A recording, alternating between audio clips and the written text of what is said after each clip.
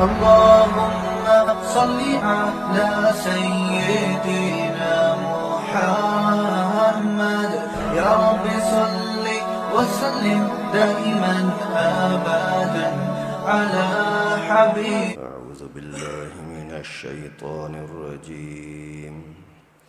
بسم الله الرحمن الرحيم. ويل للمطففين الذين إذا اكتالوا على الناس يستوفون وإذا كالوهم أو وزنوهم يخسرون ألا يظن أولئك أنهم مبعوثون ليوم عظيم يوم يقوم الناس لرب العالمين كلا إن كتاب الفجار لفي سجين وما أدراك ما سجين كتاب مرقوم ويل يومئذ للمكذبين الذين يكذبون بيوم الدين وما يكذب به إلا كل معتد أثيم إذا تتلى عليه آياتنا قال أساطير الأولين. صدق اللہ العلی العظیم. یہاں سے قرآن پاک کی سورت نمبر 83 سورہ مطففین شروع ہو رہی ہے، اور یہ سورت بھی مکی ہے. اس سورت میں 1 رکوع ہے اور 36 آیتیں ہیں اور 179 الفاظ ہیں، 730 حرف ہیں. مطففین لفظ کی معنی ہے ناپ تول میں کمی کوتاہی کرنے والے، ناپ تول میں ڈنڈی مارنے والے، دھوکہ کرنے والے. ان کا انجام اللہ تعالیٰ نے اس صورت میں بیان فرمایا ہے. اور اس صورت کا موضوع یا عنوان یہی ہے کہ ناپ تول میں کمی کوتاہی والوں کا انجام، پھر دنیا میں ماننے والے اور نہ ماننے والے، ان کا پھر انجام کیا ہوگا، ابرار یا فجار، اچھے لوگ برے لوگ. جو اسی طرح کا تذکرہ گزشتہ صورت میں بھی گزرا، پھر اس صورت میں بھی ہے کہ قیامت کا یقین کرو اور قیامت کی تیاری کرو، ورنہ ایسی پکڑ ہوگی جس کا دنیا کے اندر تم تصور بھی نہیں کر سکتے، سوچ بھی نہیں سکتے کہ اتنی بھی بڑی کوئی رسوائی ہو سکتی ہے یا اتنے بھی بڑے کوئی انعامات ہو سکتے ہیں.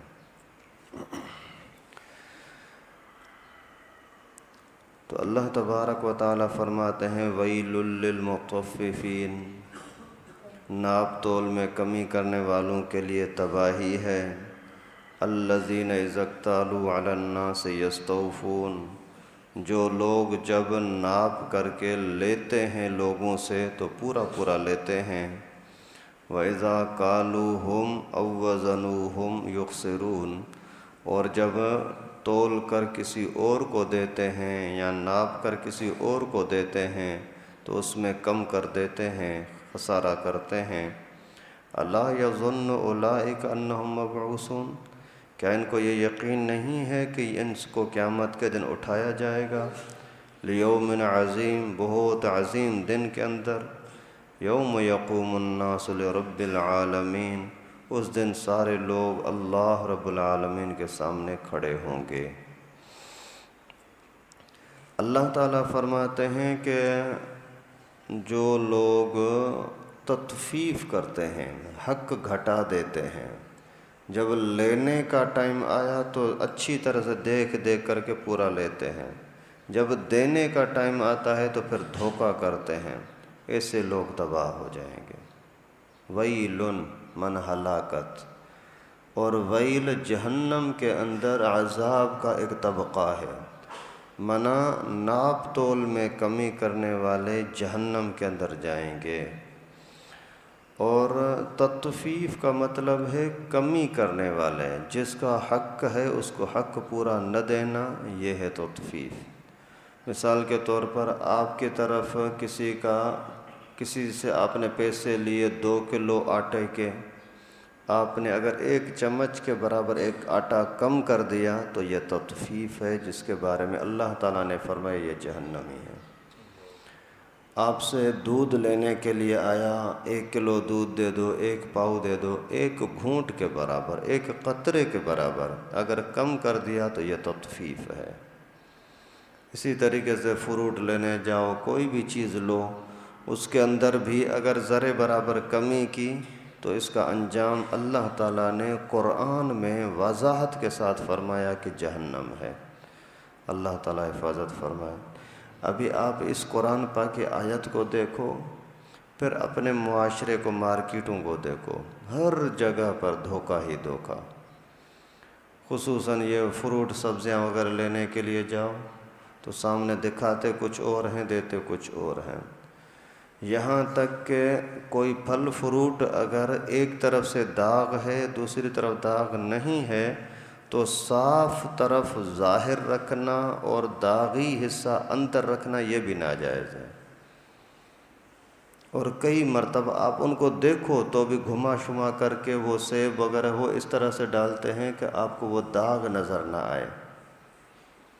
اس سے بڑی دھوکے بازی اور کیا ہوگی؟ اللہ کے نبی صلی اللہ علیہ وسلم ایک مرتبہ راستے سے جا رہے تھے، ایک بندہ بیٹھا ہوا تھا روڈ پر، گندم کا ڈھیر لگایا، وہ بیچ رہا تھا۔ تو پیغمبر کریم کے دل میں ایسے ہی خیال آ گیا، جا کر کے اسی گندم کے اندر خود اندر ہاتھ ڈالا تو اندر سے گھیلی گندم نظر آئی۔ پیغمبر کریم نے فرمایا کہ یہ کیا ہے؟ اس نے بولا حضرت یہ بارش ہوئی تھی اس کی وجہ سے۔ اللہ کے نبی نے فرمایا کہ من غشنا فلیس منا، جو ہمارے ساتھ ملاوٹ کرتا ہے، دھوکہ کرتا ہے، اس کا اسلام کے ساتھ کوئی واسطہ نہیں ہے۔ یعنی اچھی چیز اوپر رکھی لوگ دیکھ کر کے آ جائیں، اور گھٹیا چیز یا گھیلی چیز یا خراب چیز وہ پھر نیچے رکھی تاکہ نظر نہ آئے، جب ناپ کر کے تول کر کے دوں گا تو سارا ہی دے دوں گا۔ اللہ معاف فرمائے، اگر اس چیز کو دیکھیں تو یہ فروٹ بیچنے والے، سبزیاں بیچنے والے یا کوئی بھی کام دھندا کاروبار کرنے والے جو کسی بھی طرح کی ملاوٹ کرتے ہیں، ان کا انجام کیا ہوگا؟ بھائی دنیا کی زندگی میں کتنا کھاؤ گے؟ بھلے 2 روپیہ کم نفع ہو لیکن حلال تو ہو۔ زیادہ نفع کی لالچ میں، حرص کی لالچ میں اگر کوئی بندہ اس طرح کا دھوکہ کرے تو ناانصافی نہیں ہے، اللہ تعالیٰ اس کے ساتھ انصاف کریں گے۔ اور اللہ تعالیٰ اس طرح کے ظالموں کو چھوڑتے نہیں ہیں۔ انصاف ہی یہ ہے کہ ان کو پکڑا جائے، اور یا تو بچے کے اندر کوئی بیماری آ جائے گی، یا گھر کے اندر بیماری آ جائے گی، یا کاروبار کے اندر کوئی نقصان ہو جائے گا، ڈاکو آ کر کے کوئی چیز لوٹ لیں گے، کوئی مکان گر جائے گا، کسی نہ کسی طریقے سے اس کی پکڑ ہوتی ہے۔ عذاب بھی ہے، گناہ بھی ہے، اور پکڑ بھی ہو گئی، اور قیامت کی سزا الگ سے ہوگی۔ اس وجہ سے व्यापार کے اندر کسی طرح کا بھی دھوکہ کرنا۔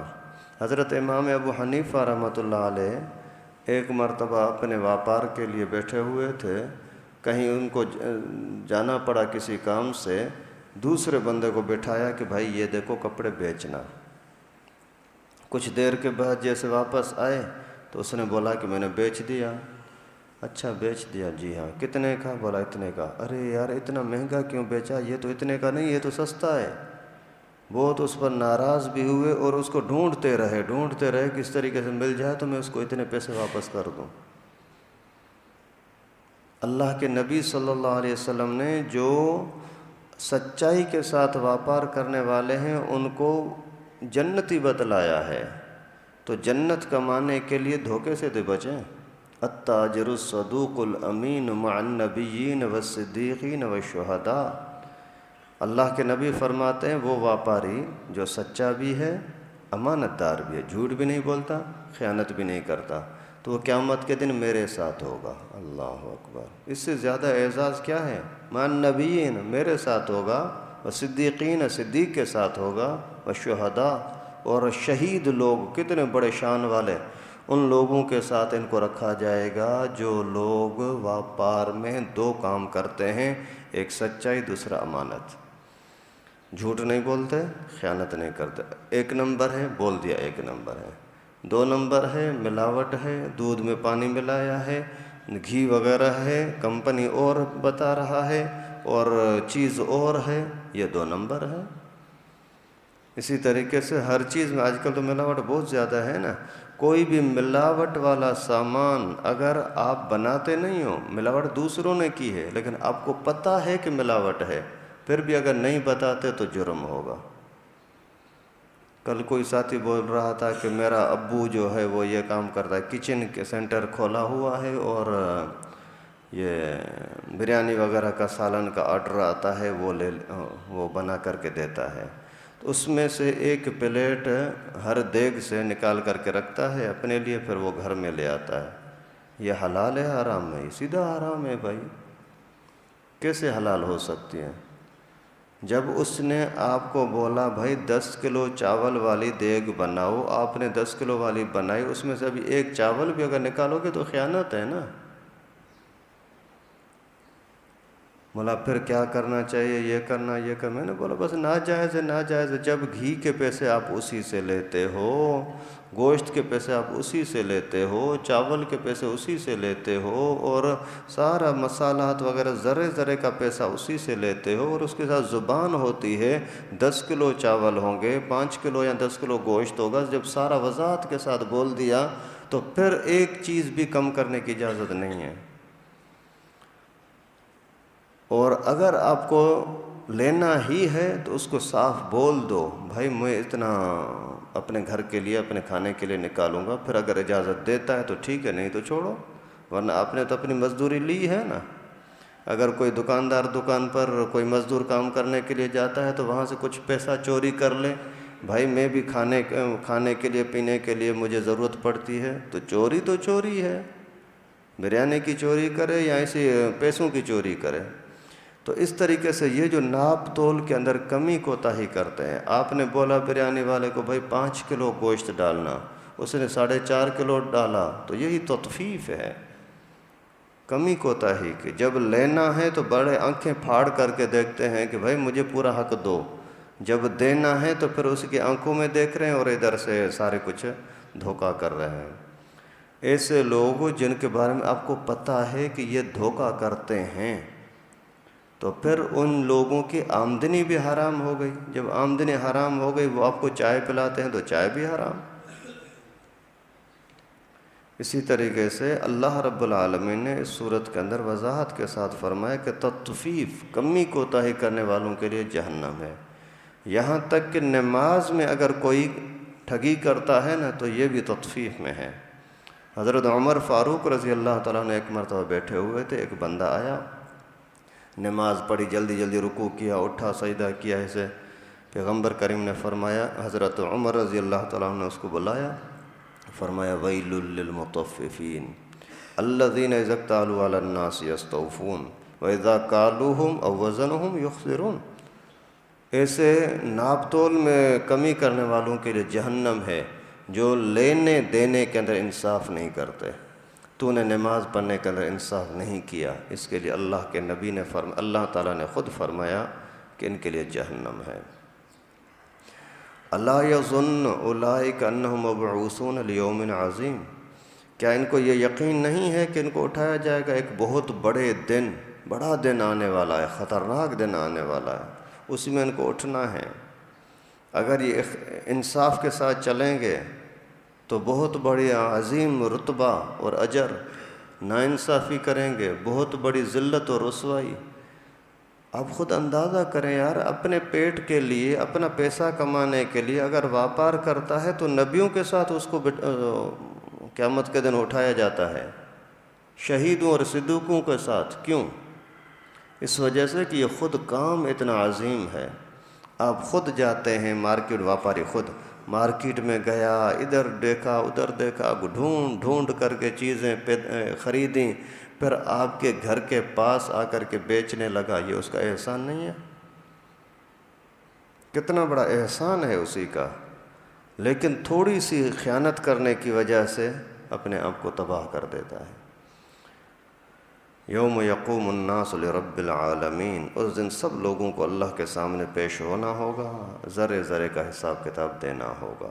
اللہ تعالیٰ سے دعا ہے کہ اللہ پاک ہم سب کو جاننے میں انجانے میں جو کچھ بھی کمی کوتاہی ہو جاتی ہے اللہ پاک اپنے فضل و کرم سے معاف فرمائے، آئندہ کے لیے سب مسلمانوں کو سمجھنے کی توفیق نصیب فرمائے۔ وآخر دعوانا ان الحمدللہ رب العالمین۔ لائک کریں ہمارے چینل کو اور سبسکرائب کریں اور بیل آئیکن کو دبانا نہ بھولیں۔